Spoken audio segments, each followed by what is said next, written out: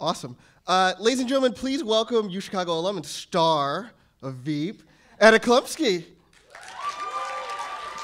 And Chief of Staff to Dr. Joe Biden, Sheila Nix. And please welcome back to the stage Alicia Sams for the conversation. Yay. Do I sit here or? Oh, my goodness, I forgot I was mic'd. This one? Okay. All right. Yay. Oh, yeah, there's two, and there's one. It's simple arithmetic. It's 2 against 1, I guess. I stopped calculus after 131.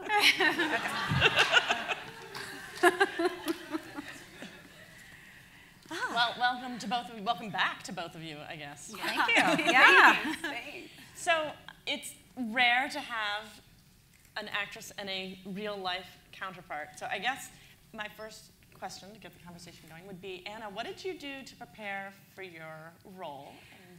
Yeah, well, we all got to do this really glam DC tour. I call it a glam DC tour because I'd always seen kind of the Brits like to say wonk, like the wonky DC before, like where all the analysts live and where all the kids who get all the interns and stuff who were friends of mine or whatnot. And so this we all got to go on this tour of the Senate and it's the Hart Building, right? And we went to the West Wing as well, and we were taken around primarily by Laura Schiller, who was Barbara Boxer's chief of staff. And so she was really my first kind of consultant that I just pounced on and just asked her so much.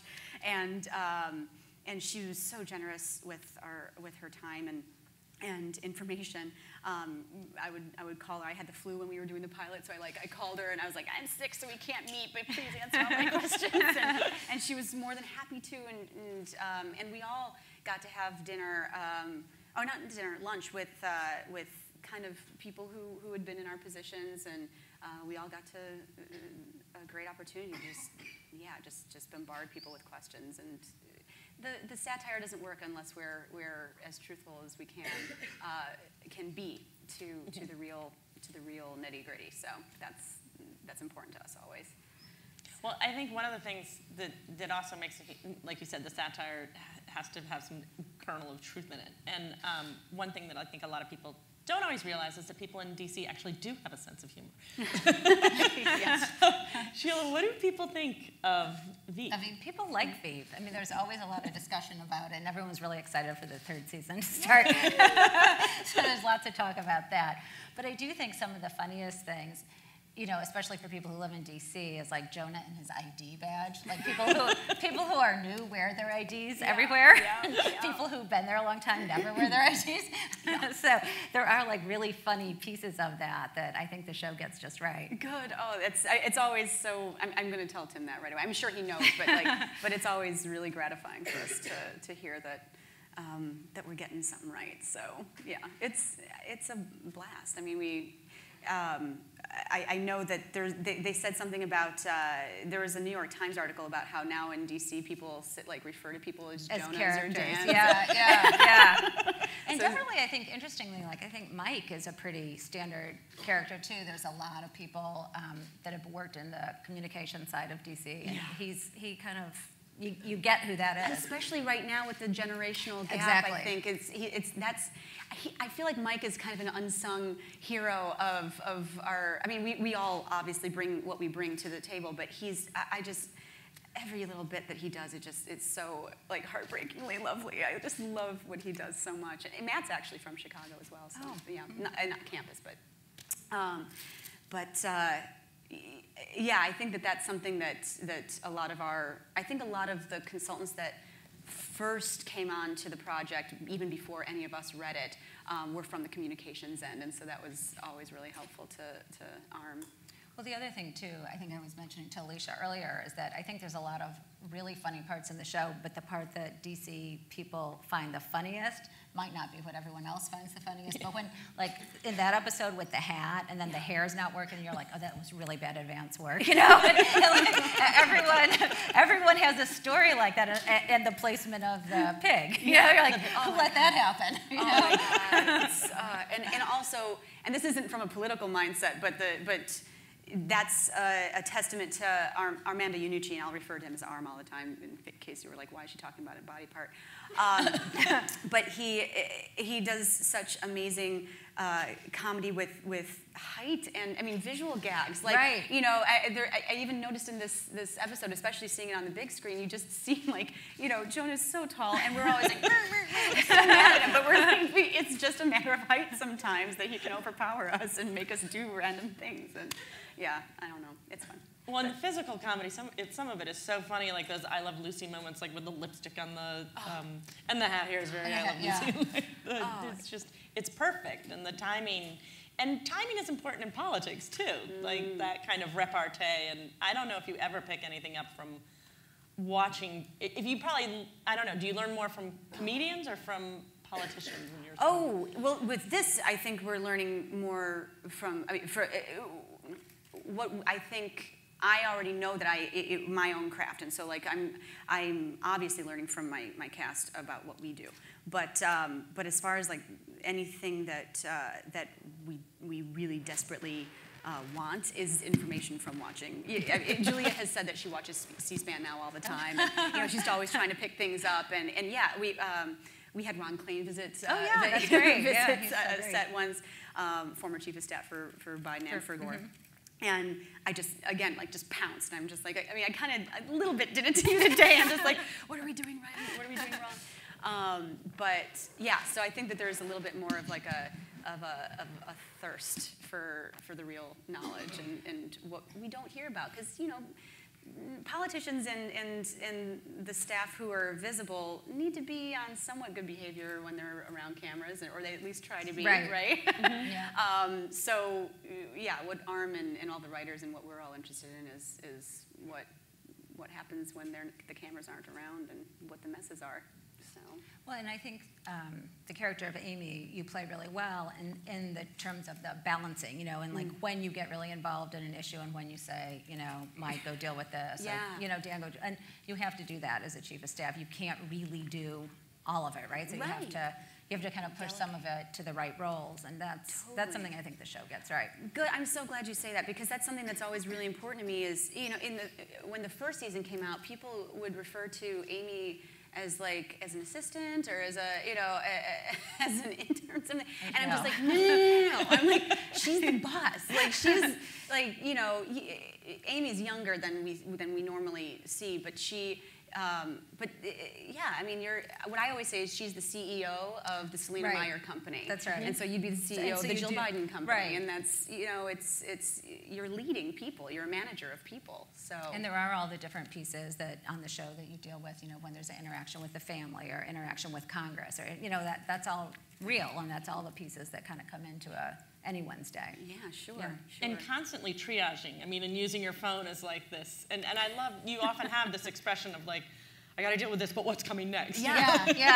I think that's the addiction. I mean, I've spoken to a few people who, you know, they'll have personal lives, but they're like, I probably should leave eventually, but you know, once you have the clearance and once you have like the information, you don't want to not have it, you know, and there is I think an adrenaline rush to, and you can correct me if I'm wrong, but to knowing what happens before everybody else does, or at least trying to know what happens, and maybe like you said, doing triage before anybody else can get to it. That's the juice, I think, for people in that position. Yeah, and it's you know, it's something's different is happening every day, and you know, you never know what it is, and your schedule changes on things that you can't control or you can't anticipate. But that's what makes it so interesting. You know, every day you think you know what you're going to be dealing with when you go into the office, but then 9 times out of 10, that's not it. Yeah, you know, and it keeps you present, right? You can't Zen in the art of chiefing the staff. Yeah. But. And this year, you're more on the campaign trail in season 3, yeah, right? So, yeah. And you've been on the campaign trail as well. Yeah, that's right. So I haven't seen the new one. Right. So I haven't seen the campaign side of it yet, but that'll be really fun. And the campaign, I mean, this scene here with the farmers is more campaign-like. And that's where we're kind of headed. Is, you know, I was saying the first 2 seasons we were really interested in and seeing what the public doesn't see. But now, yeah, it's like, okay, now we know these characters. We know what they're really about in their private world. It's not their private lives, but their private world. So now that they have to behave and get votes, that's a different thing. It's a whole other thing. And yeah, these people behaving is I think ripe for comedy. So that's what where we're going. You know, the interview. I mean, the scene where she's talking to all the people at the event is funny because you can see, like, for her, she's doing it because she has to, right? Yeah. But and you see in politics different types of candidates, and some candidates actually really, really like that, and some really don't. And you know, it's such a vast. I mean, it's such a crazy. I mean, there are so many job requirements to being. To being a politician, I mean, some people are probably drawn to it because they actually do. They get energy from it. Yeah, and then others are into it for other reasons. You know, maybe some actually like to govern. I don't know, but well, and it's the same with staffers too. I know some of the people on the trail get disappointed when they actually go into. No, it is definitely a transition that everyone can't make because the campaign it's high energy every day, and look, there's a beginning, an end, and a result when you're campaigning. That's true. Whether you don't like the result or not, you at least you get one. You know? Yeah, that's a great Whereas point. governing is you can sometimes struggle with the same thing for months and even years, and things come back. So, you know, I've liked doing a combination of both campaigns and government, but you definitely see some people that come into the government that miss the pace of the campaign. They like the game. Yeah, that's what I've been. In the third season, you'll see more of it, but that's what I love hearing you say all this because it's what I was playing with more with Amy is that I think in my head that she actually got off more on strategy and on gaming and on winning and the politics of all of it and like, you know, one-upping other people and having the most power in the room. And so then when I think she was offered chief of staff. I actually think that maybe it's not exactly what she signed up for, but it was like, I can't turn it down. You can't turn it down, yeah. Yeah, so I mean, you know, so then it's like her own personal game of like proving to herself she can do it. Whereas third season, you know, you can see. She gets back on the campaign track. Yeah, and if anybody's seen the first episode that there, you know, Selena in her kind of backwards fashion hasn't even decided on a campaign manager yet. And I think Amy's definitely chomping at the bit for that. So, you know, I mean, again, she's young, but she's arrogant. Well, and you set up the classic, like probably what would be a catastrophe for anyone in Washington when you all had to put your phones in the. Yeah. That was a really fun scene to play because I always, and you're wonderful. You're very good at not having your BlackBerry in your hand. But I've met other chiefs who, I mean, not even in their bag, just like constantly. It's an extension of their arm. And that was, a choice I made for Amy way in the beginning was that she just, it's part of her arm. Like, that's what it is. It's just always there. You do feel insecure when you don't have it. You know? You feel naked, totally. Yeah. I'm sorry if that's how you feel now. We'll try to make you feel that. My sister has my bag over there. I'm starting to be like, could you bring that over? Yeah. But there's also, you know, and now too, because like only in DC, I think, does anyone use BlackBerries anymore. Yeah. Every time we start filming, every time we start a new season, I look at our props master and I'm like, now, okay, are we really still using BlackBerries? And he's like, yeah, we are. They are. I'm like, okay. So really, it turns out now everyone has two devices because you have your BlackBerry, that's your work email, and then you have your iPhone. Yep. You know, it's your life. Yeah, your personal. Exactly. Exactly. If you have a life. Do we have questions from the audience? Yes, in front. So being from the UK, my kind of first experience of your work was through In the Loop. After watching the thick of it for a while, probably one of my favorite movies out there. Do you find that through your work with Armando that there's kind of a similar style between In the Loop and Veep? I know the comedy is kind of similar, but I know In the Loop is slightly more kind of out there, and some of the comedy is a little bit riskier and stuff. Do you kind of find that he's having to hold himself back a little bit more in Veep? That's a provocative question. I don't think that they're having to rein in necessary. I think anything that he feels he loses because he's not on the BBC from Thick of It, I think he feels he gains in the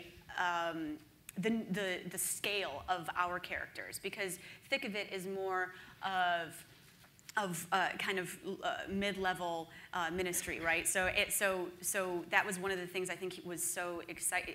I shouldn't speak for him, but I will. Something he said is that he was very excited to actually have somebody who's so visible and kind of in what seems to be an important role. In Selena's case, not so much. But so to play with that, so I think that yeah, where the Thick of It and Veep contrast is in the scale of the actual characters' lives. And to answer your first question about the process, Arm is very he's an enormous believer in collaboration, and this is very different for TV, but we always get to workshop the episodes. So we all actually will read a draft, and The Thick of It was done the same way, and In the Loop was done the same way. We read a draft, and it's always like double the size that will actually be edited. And after we read it, then we kind of get on our feet and we just play around and muck around and see what things we might discover in the actual physicality of doing these things. And almost always it's much more golden than what even these brilliant. I mean, we have such amazingly brilliant writers, and he has stuck with them. He has like his crew, his Caledonian Mafia, actually, and so they are these amazing people who come with these crazy situations. But then we find so much more in doing them, and then they put that into the script. So yeah, he definitely that's his process, and we've brought it into Veep as well. Just think how good politics could be if you could rehearse. Yeah, that would be nice. Yes? Hi. So something that I love Veep, and I love Joe Biden. Yeah, both are great. But something that I find interesting about Veep that maybe contrasts with a lot of the shows that we've talked about so far today is that it focuses on the vice president, which is like such an interesting role in politics because so many people have been vice president, but there's no real set way of how they do it. So many people do it differently. Joe Biden is obviously just wonderfully popular, and Selena as well. But I was wondering what the role of the vice president, like how you perceive that through your character and through your role as his chief of staff, and how that impacts what you do. Jill, Yeah. Sheila, did you want to talk about Jill first? Yeah, so right now I'm Jill Biden's chief of staff, and then I was Joe Biden's chief of staff on the campaign last year. So, but the interesting thing, if you compare Veep with real life, the big difference is, Vice President Biden has a great relationship with the president, and they work closely together, and they're, he's very integrated, and so we don't have to have Jonah keeping an eye on the us. president call? Yeah. So that part is different, but I think it actually makes the show funnier. That's kind of a key part of it, clearly. But yeah, vice presidents all, there's no script for it, and they all have a different way of doing it, and a lot of it's based on the relationship. And I think when President Obama chose Vice President Biden, it was based on their mutual respect for each other and getting to know each other in Iowa on the campaign and seeing what each could add to the other. And I think that's not always the case. So that's where I think they have such a good working relationship.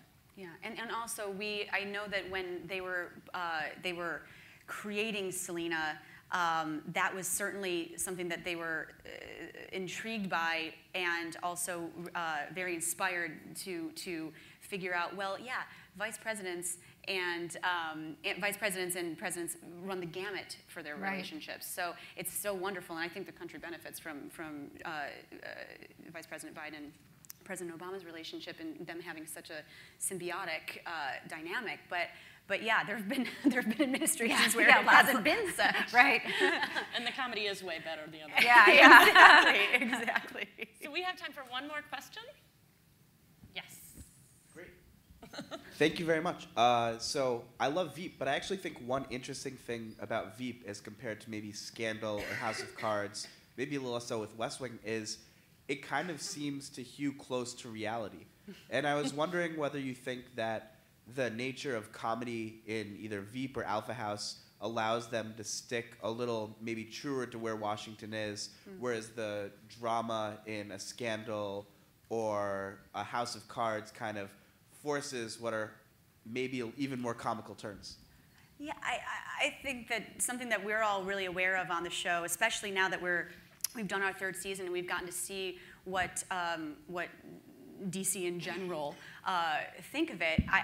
We really believe in this sounds corny, but the therapy of humor and the therapy of satire. And I think that we're allowed to kind of look at some of these scathing qualities because we're willing to laugh at it, and we're asking anybody who identifies with it to laugh at it as well. Whereas I would assume that if it's dramatic, you kind of have to push into the more poetic license so that it doesn't hurt so bad, maybe. And I think you can keep, I do think you can keep it truer in a comedy too, because you can laugh at situations, but the basic core of what you're talking about are things that are happening, issues, or the Israeli piece of the show. Like those kind of incidents or hostage takers, that happens, and so you can kind of, not that that's funny, but there is humor in the way that it's been so, as we say, it's been so moved to a place where they can't even say anything anymore, and that's right. That's sad when you think about it, but also we've got to laugh at ourselves, I suppose, lighten up. We'd all be better off. Oh, wouldn't we? Well, thank you both so much for coming. Well, thank you. I don't